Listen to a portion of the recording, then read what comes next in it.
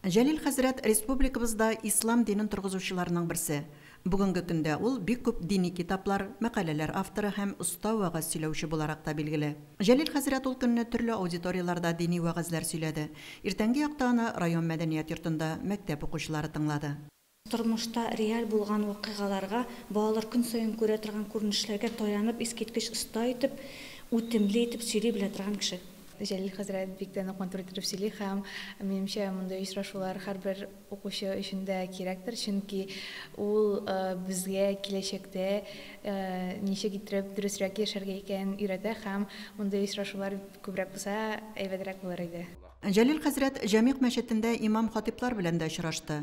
Бу өлкәдә 30 елдан артык тәҗрибәсе булган хәзрәтнең авыл имамнарына әйтер сүзе, киңәш тәкъдимнәре күп иде. Иң беренчесе без кешенең күңелен ачкыч таба белергә тиеш. Менә ул килсен, маңа бармы, зары бармы, менә керсен ул мәчеткә, сине күрсен, сөйләсен. Тыңласаң да шуннан бит инде күңеле булып шәп итә, тынычланып шәп итә ул.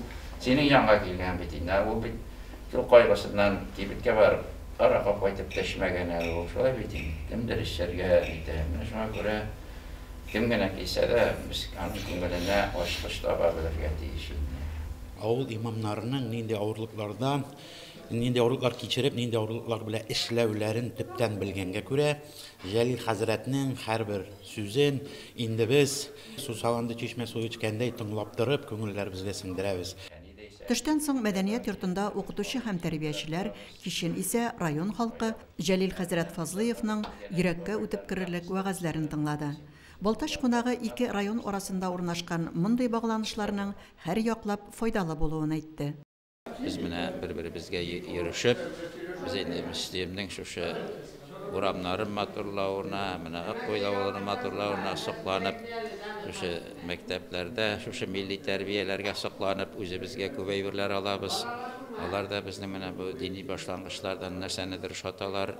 Инде менә алга-таба аралашып, тәҗрибә туплап, бер-беребезгә ярдәм итеп, яшәргә Алла насыйп итсен. Без бик рәхмәтле инде мөслим халкына да, үзебезнең район халкына. Әйе, аралашулар дәвамлы булсын. Пәйгамбәребез саллаллаһу алейхи ва саллям әйткәнчә, аралашу калебләребезне чистартыр, ризыгыбызны киңәйтер, араларда өлфәт, мәхәббәт артыр. Әлфинур Ногманова, Динар Минхажев, Мөслим телевидениесе.